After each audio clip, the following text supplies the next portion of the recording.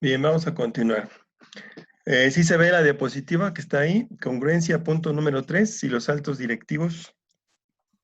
Sí, profe. Sí. Ok, porque ya ven que luego me manda, según yo ya se ve y todavía no les llega. Bueno, entonces estamos hablando del punto de congruencia. La congruencia lo que me va a ayudar a mí es a tener elementos que me permitan verificar si los objetivos que se desprenden de mi planeación estratégica hacen que las diferentes gerencias de mi empresa estén enfocadas en el mismo rumbo, en el mismo camino. Por lo tanto, me señalaban estos 3 puntos que ya analizamos, ¿no? En el primero, si tengo problemas y cambio el personal y los problemas no desaparecen, pues entonces tengo que revisar mi estrategia.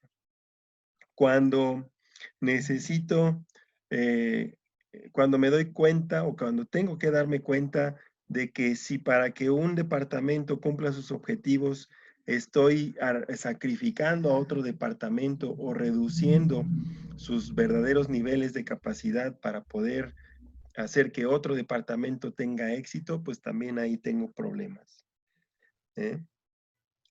Si todavía veo que mis indicaciones como gerente o como directivo o que vienen de mi directivo me dicen que aplique unas políticas en un caso y otras políticas en otro caso distinto, pues también tengo problemas, ¿no? Entonces, es lo que me está llamando, ¿no? Permítame un segundito.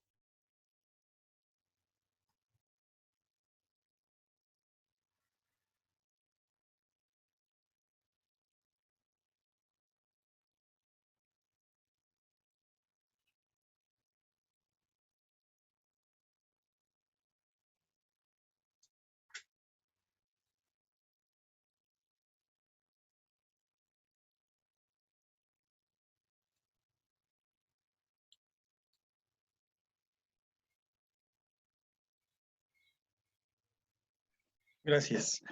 Entonces, esos son los aspectos de la congruencia, ¿no?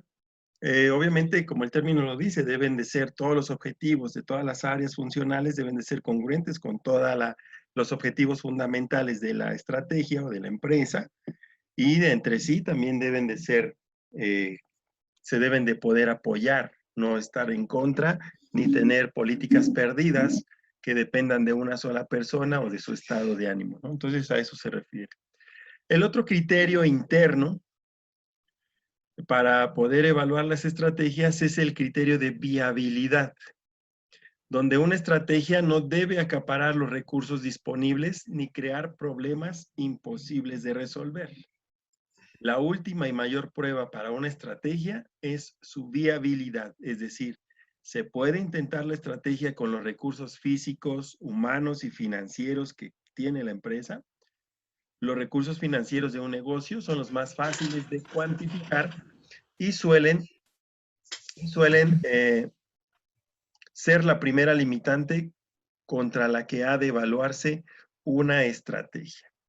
Entonces, aquí lo que estamos observando o lo que estamos analizando es precisamente que la aplicación de una estrategia o de alguna estrategia funcional no debe absorber todos los recursos disponibles para esta de la organización. Es decir, no puedo para proteger y consolidar mi estrategia de mercado, yo no puedo desproteger al área de producción para saber que cuento con los recursos suficientes. Es decir, no puedo implementar una campaña de publicidad y promoción si no tengo la gente suficiente para hacerlo. O no puedo aspirar a duplicar los volúmenes de producción si no tengo la infraestructura suficiente, tanto recursos humanos, tanto la maquinaria, los equipos, las instalaciones suficientes. O sea, eso es lógico, es de las primeras cuestiones o las más importantes que nosotros debemos considerar al momento, ¿no? Con la creación de la planeación estratégica, también se determinan los recursos financieros que se pueden llegar a utilizar a través de la implementación y puesta en marcha de las estrategias. Entonces, la viabilidad tiene que ver con los recursos disponibles para llevar a cabo las estrategias. Una limitante menos cuantificable. Y hablaba también, obviamente, que pues, medir las cuestiones financieras, pues es fácil, ¿no? Cuánto dinero tienes, dónde lo tienes, si dispones de él para moverlo, o simplemente, pues no existe, no hay capacidad, ¿no? Y hay otra limitante menos cuantificable, sin embargo, más rígida para elegir las estrategias, es la impuesta por las capacidades individuales y organizacionales. Al evaluar la estrategia es importante examinar si una organización ha demostrado en el pasado que posee las capacidades, competencias, habilidades y talentos que se necesitan para llevar a cabo una estrategia determinada. Es decir, ¿realmente mi organización está lista para esta estrategia? La estructura organizacional con la que cuento es adecuada para llevar a cabo la estrategia. La gente que está a la cabeza de los planes estratégicos, de los planes funcionales, tiene la capacidad individual para crear soluciones, para llevar y liderar las estrategias y darle congruencia precisamente a las estrategias de negocio. Entonces, eso tenemos que evaluar.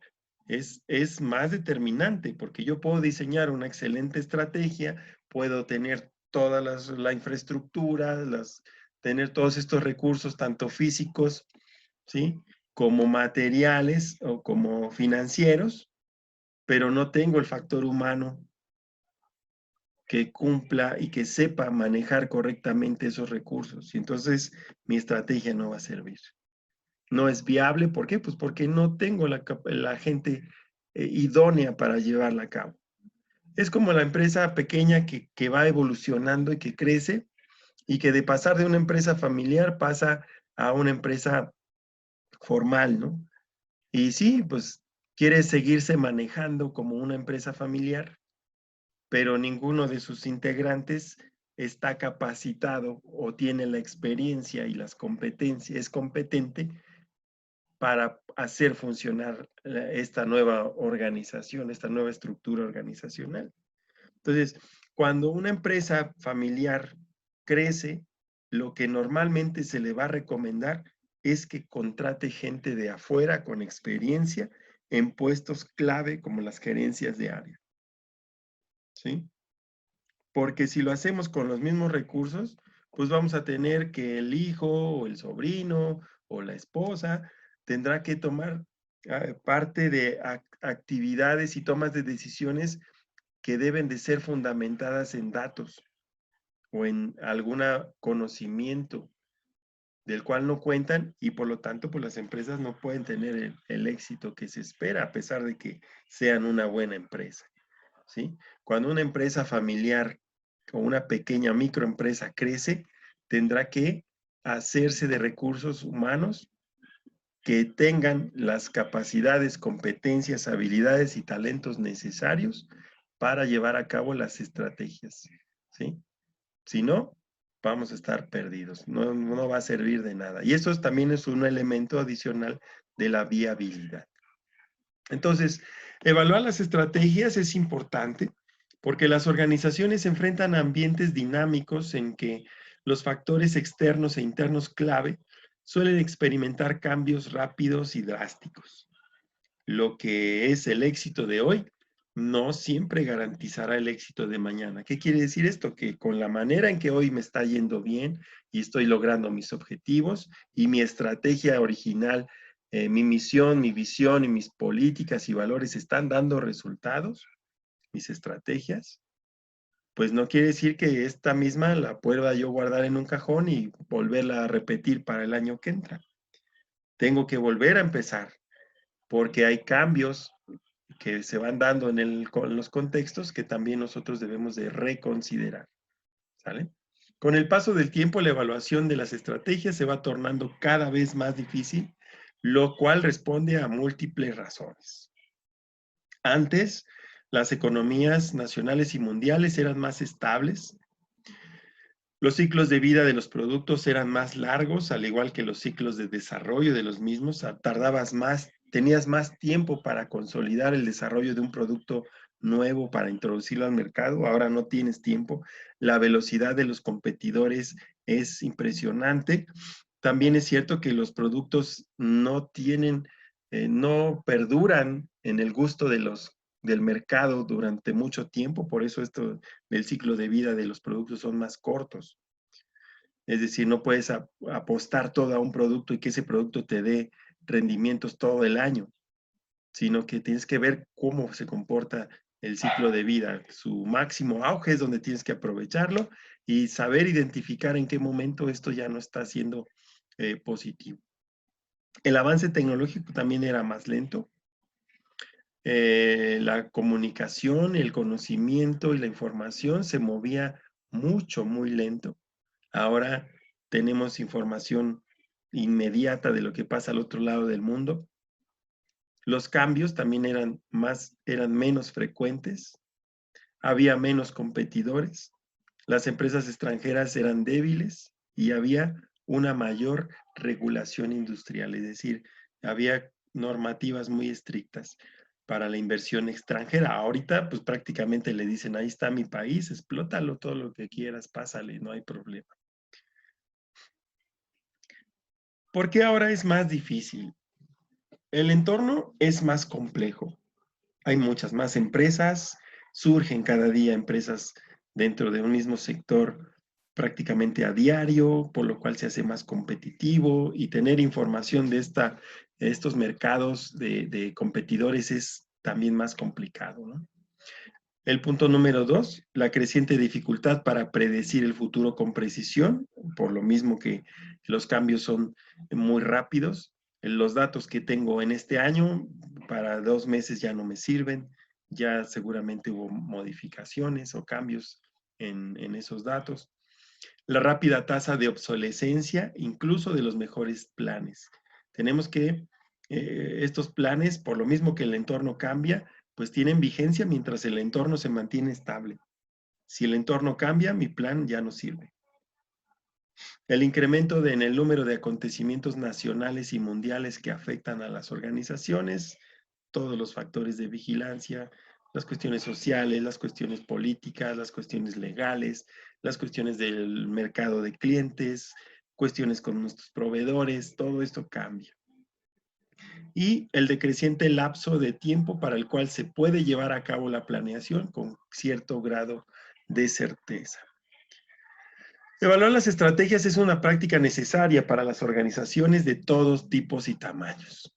La evaluación de estrategias debe incitar a los gerentes a cuestionar las expectativas y suposiciones, provocar revisión de objetivos y valores, y estimular la creatividad para generar alternativas y formular criterios de evaluación.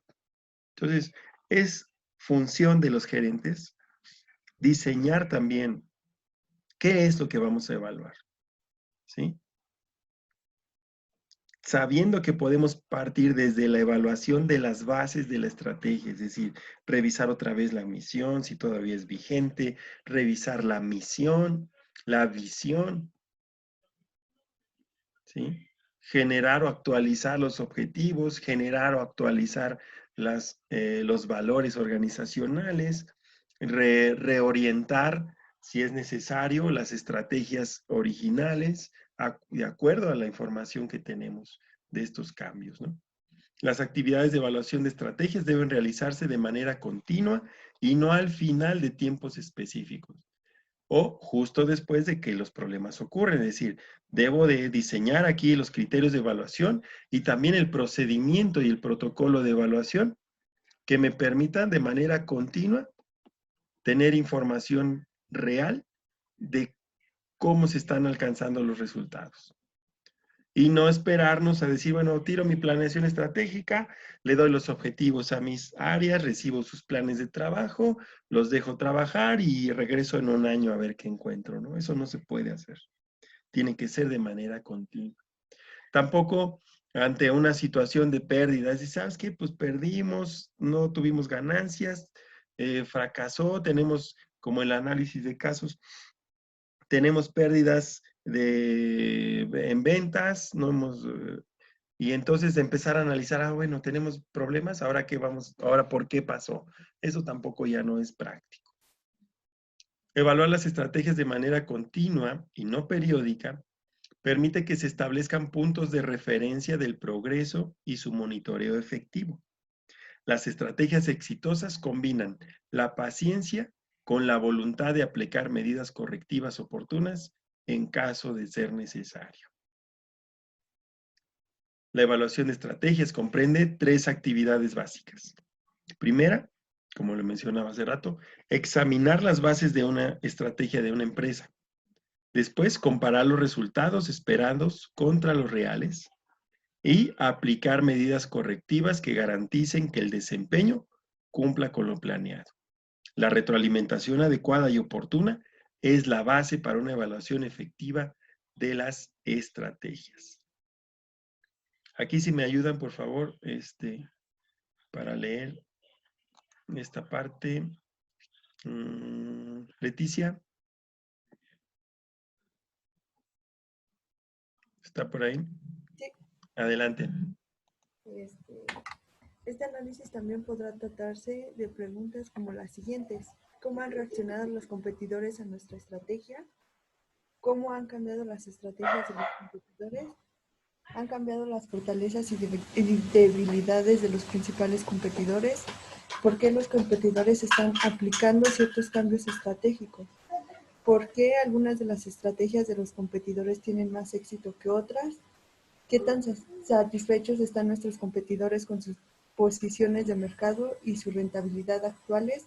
¿Hasta qué punto podrían ser presionados nuestros principales competidores antes de contraatacar? ¿De qué manera se podrá lograr una cooperación más efectiva con nuestros competidores? Bien, gracias. Todas estas preguntas, si se dan cuenta, las podemos ir contestando, diseñando o utilizando estos elementos de análisis externo que nos presentan las FODAS o que nos presentan los análisis PESTEL, ¿sí? Y también, obviamente, estos factores de vigilancia que son los que nos pueden proveer de esta información, pero ¿qué implica poder responder a estas preguntas, no? ¿Cómo yo dentro de mi organización voy a integrar procedimientos o cómo voy a obtener, tener actividades que me permitan recopilar esta información que pueda yo interpretar para tomar decisiones, ¿no? Entonces, datos como, por ejemplo, cómo han reaccionado los competidores a nuestras estrategias. Yo pongo una estrategia de liderazgo en costos. Vamos a tomar una de ellas. Yo tomo una estrategia de liderazgo en costos y automáticamente observo qué hace mi competidor. Para empezar, lo tengo que tener ubicado, quiénes son mis competidores y cómo están operando. Cuando yo pongo una estrategia de liderazgo en costos, tengo que esperar a ver qué es lo que están haciendo para responder. Porque obviamente todo este contexto está en continuo cambio, es una competitividad impresionante. Si han cambiado las fortalezas y debilidades de nuestros competidores, por ejemplo.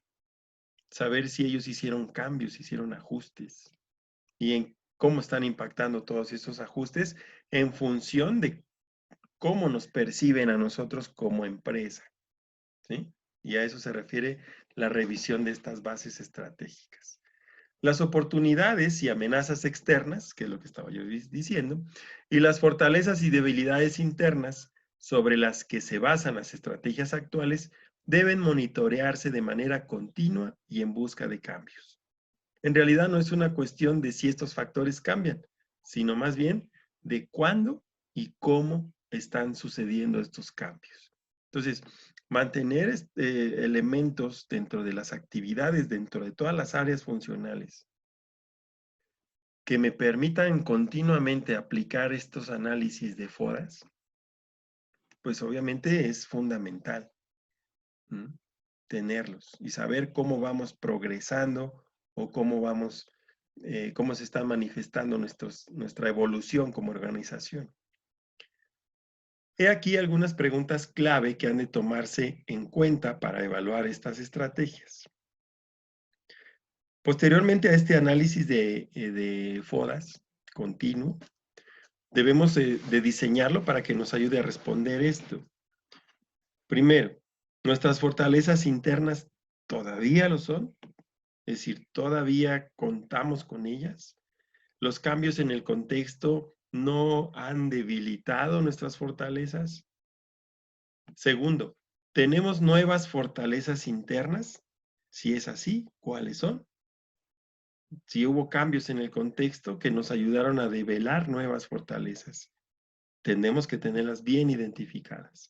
¿Nuestras debilidades internas todavía lo son? Porque eso sería cuestión de que no hemos trabajado en mejorar. Tenemos, punto número 4, ¿tenemos nuevas debilidades internas? Si es así, ¿cuáles son? Ante los cambios en el contexto, ante la reacción de nuestros competidores, surgen lo que antes no era para nosotros considerar una debilidad. Resulta que ante estos cambios ahora lo son. Debemos también de conocerlas. ¿Nuestras oportunidades externas todavía lo son? Es decir, ¿están ahí las oportunidades a pesar de los cambios constantes del entorno? 6. ¿Hay otras oportunidades externas en este momento? Además de las que ya tenemos ubicadas, tenemos que estar pendientes de los cambios que puedan develar nuevas oportunidades para la organización. ¿Nuestras amenazas externas todavía lo son?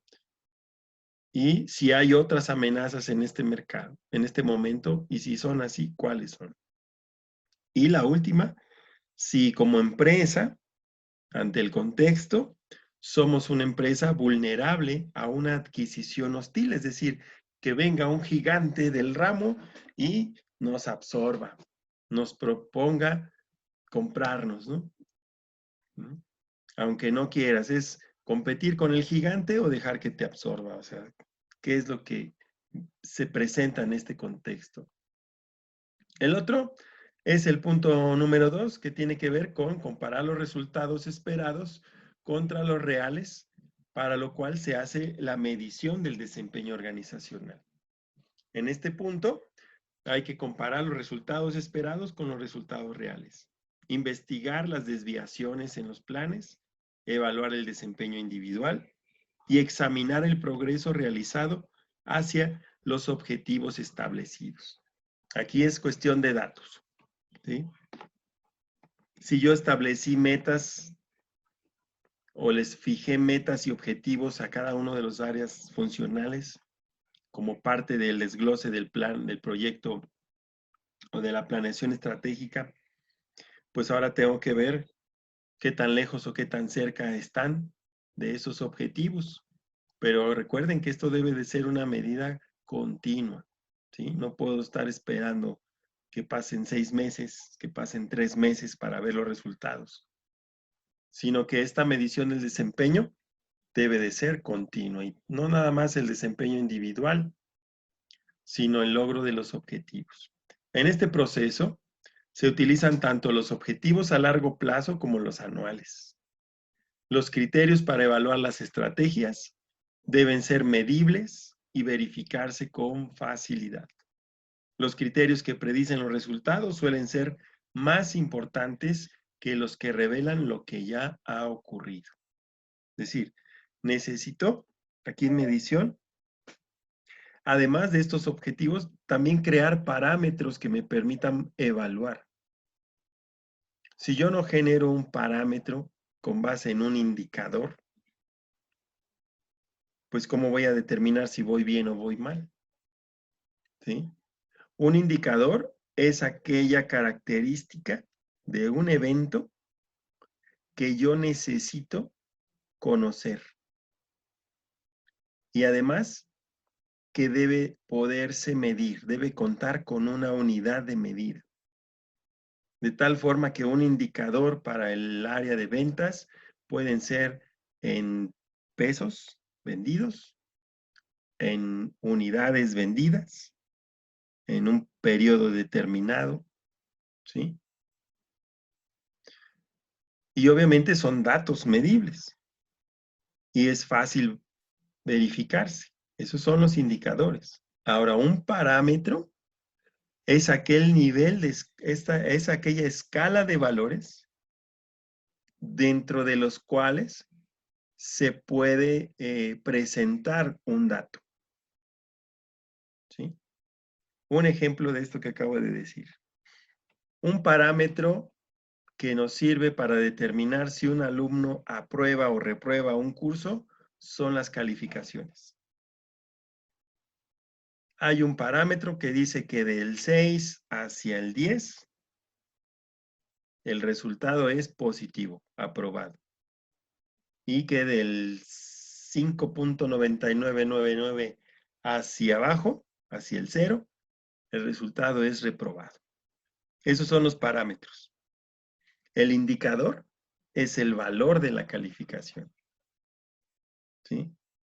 El indicador es la calificación en sí, ¿ok? Y entonces, de esa misma forma, nosotros debemos de crear indicadores que me permitan medir el desempeño individual, el desempeño de cada área, el logro de los objetivos organizacionales, ¿sí? Y también debemos de determinar desde la planeación estratégica cuáles son esos parámetros aceptables, ¿sí? Y todos estos finalmente son datos numéricos, son valores numéricos. De tal forma que al ser datos numéricos yo los puedo meter en la estadística matemática y alimentar con esos datos a estas matemáticas que me permitan tener datos que me puedan proyectar a futuro lo que pudiera suceder si seguimos con esos misma información, con esos mismos desempeños. Por eso dice aquí, los criterios que predicen los resultados suelen ser más importantes que los que revelan lo que ya ha ocurrido. Es decir, para mí va a ser más importante conocer cuál es la proyección de ventas del mes de enero que tener los resultados de lo que hemos vendido de lo que va de diciembre. O sea, eso no me sirve, es algo que ya pasó, no puedo hacer nada al respecto. Pero si me dicen que comparados con el mismo mes del año pasado, se proyectan un 10% en reducción de ventas, pues eso ya me está dando información suficiente para tomar decisiones y realizar acciones correctivas. ¿Ok? Por eso, a eso se refiere este último párrafo, ¿no? Es más importante la información de los criterios de evaluación que yo determine o que la empresa determine en conjunto, que me ayuden a predecir el futuro, que aquellos que simplemente se encargan de recopilar información. ¿Sí? Entonces, por eso. No lograr un progreso satisfactorio hacia el cumplimiento de los objetivos a largo plazo o anuales es señal de que se deben aplicar medidas correctivas. Si estos valores, si estos indicadores están fuera de los parámetros determinados para ser aceptables, pues entonces nos obliga a tomar medidas correctivas. Muchos factores intervienen como las políticas poco razonables, cambios inesperados en la economía, proveedores o distribuidores poco confiables, estrategias ineficaces, pueden dar como resultado un progreso insatisfactorio hacia el cumplimiento de los objetivos. Esas son las problemáticas que ya sabemos que aparecen. Y aquí nos muestran una tabla en la cual nosotros podemos observar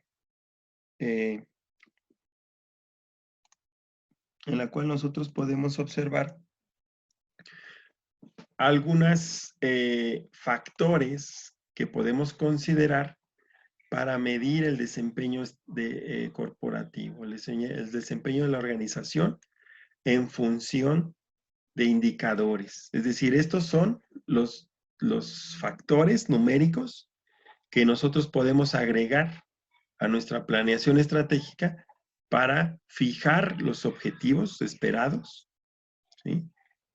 Y compararlos con los resultados que estamos obteniendo. ¿Qué factores? Ingresos corporativos, utilidades corporativas, el retorno sobre la inversión corporativa, los ingresos de la región. Si tenemos una empresa que trabaja por medio de divisiones o regiones, como ya vimos, región 1, región 2, etcétera, y los mismos indicadores prácticamente. Otros ingresos del producto, si tenemos una organización que la podemos identificar qué productos se venden más, qué producto nos da más utilidades, en qué producto tenemos una mejor recuperación de la inversión, ¿sí? Lo mismo puede ser por productos, puede ser por empresa, pero en general, en estos términos, se pueden enlistar los indicadores que me van a permitir a mí observar el logro de los desempeños. Y aquí se supondría que tendríamos que ir anotando, ¿no? Los ingresos corporativos reales que se recuperan de la información del día a día, de cada área, de cada departamento, el manejo, el procesamiento de información que hace el área de finanzas, etcétera, para tener estos datos que aquí se enlistan en real, y también los datos esperados que se determinaron con la proyección de las planeación estratégica, junto con la generación de la planeación estratégica. Y aquí la varianza, pues es la diferencia que hay, qué tan lejos o qué tan cerca en porcentaje estamos de alcanzar el resultado esperado. Y inmediatamente después, pues de empezar a determinar las acciones que se van a requerir para mejorar la situación, ¿no? Puede ser análisis del mercado, análisis de ventas, informes de no sé qué, toda esta información que vamos a requerir. Entonces, seguimos dentro de la medición del desempeño organizacional y hay muchas variables, ¿no? Que pueden y que deben incluirse en la medición, como son las que acabamos de analizar en esta tabla. Por lo tanto, determinar los objetivos más importantes en la evaluación de estrategias puede ser difícil, ya que la evaluación se puede basar en dos características. Puedo evaluar criterios cuantitativos, como todos estos que están aquí enlistados, que son datos financieros particularmente, ¿no? Pero también tienen que ver cuestiones cualitativas, ¿sí? Y en estas tendrían que ver el comportamiento de la empresa, el carácter de la empresa, que no necesariamente son cuestiones que son fáciles de medir. Seleccionar el conjunto exacto de criterios para evaluar las estrategias depende, como ya he dicho, del tamaño, del tipo de industria, del tipo de estrategias que se hayan determinado para la implementación, así como pues, la filosofía gerencial de cada organización, es decir, la manera de dirigirla. Los criterios cuantitativos que más suelen usarse para evaluar son indicadores financieros que los estrategas emplean para hacer 3 comparaciones críticas, es decir, los datos, qué calidad de información de resultados son los que voy a considerar. Pues primero, esos indicadores me deben de servir primero para comparar el desempeño de la empresa en diferentes periodos del tiempo. Segundo, para comparar el desempeño de la empresa contra el de los competidores. Y tercero, para comparar el desempeño de la empresa contra los promedios dentro del mismo sector o dentro de la misma industria a la que se dedica. Entonces, estos 3 indicadores, estos 3 criterios son los que de donde yo debo de empezar a determinar qué valores numéricos necesito y en qué unidades de medida se van a dar estos indicadores que me reflejen estos criterios.